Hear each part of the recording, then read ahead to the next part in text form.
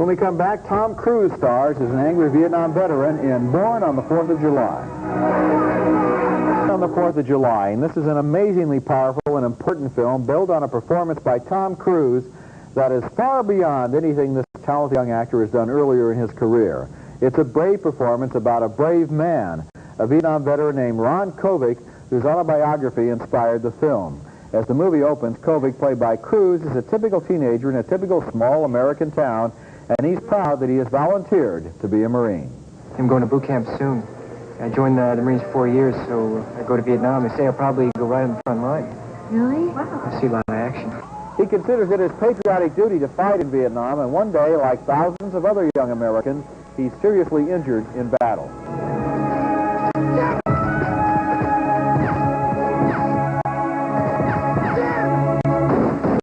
The news from the doctors is grim for the young man, who's told he's paralyzed from the chest down.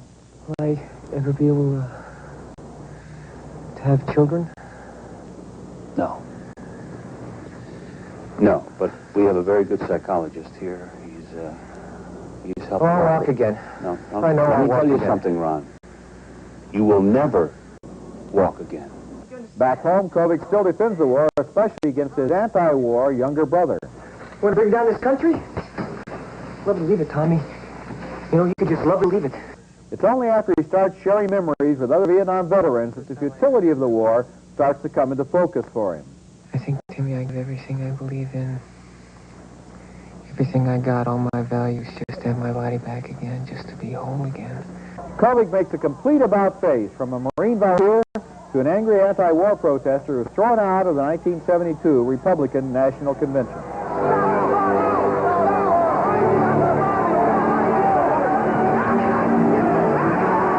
Born on the 4th of July is based on the life of one Vietnam veteran, and it was directed by another one, Oliver Stone, who told his own story in the Academy Award-winning movie Platoon. This movie is like the second half of that story, telling of an America that was bitterly divided over the war, and of one American soldier who reflects that division and bitterness. In scene after scene in this movie, Tom Cruise grows and reaches further than he's ever done before, especially in a scene where his character protests against the shabby medical treatment he receives in a military hospital, or also when he returns home and starts drinking too much, or also in a heartbreaking search for escape in a Mexican brothel. By the end of this movie, I felt as if I had relived an important part of that most important chapter in the recent American past, and I knew I'd seen one of the best movies of the year. I think it is clearly that, and it's one of the great performances in recent years. I want to focus on the one thing that you mentioned, which was the hospital sequences, because when I think of the greatness of this picture, it really isn't because of Tom Cruise disappearing into character, which he does and does very well, so you can't see the good-looking, grinning face anymore. That's a terrific achievement.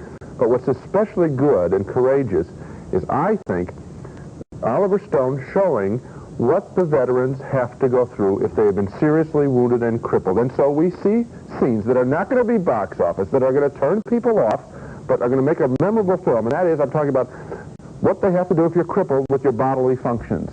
And you see these guys now have to clean themselves or remain unclean for long periods of time. You see the damage that a bullet can really do. That's the untold story of all violence in movies. What's the after effect of actually getting hit? And so you see how this guy pays, and pays every day, every hour. That's the reality. If you get hit like this, you're in that chair for life, and the anger and frustration and hurt that he feels when that happens to him saturates this movie and makes it so powerful. Yeah, and Kovic isn't always perfect. No. He's out of control at times. You refer to the alcoholism. It's very clear there. The escape into drugs. It's all there. And that's what I'll always remember about this picture. I read one place where, under his contract, Oliver Stone could only go 2 hours and 15 minutes in this film. He went 10 minutes more. They could have clipped some of the sequences we're talking about. Not they're falling down, but the hospital stuff, I'm glad it's there. It's a great film. It's a great performance. Coming up next, Sylvester Stallone and Kurt Russell are cops at war with drug dealers and with each other in Tango and Cash. Who do you think set us up? I don't know. I got a lot of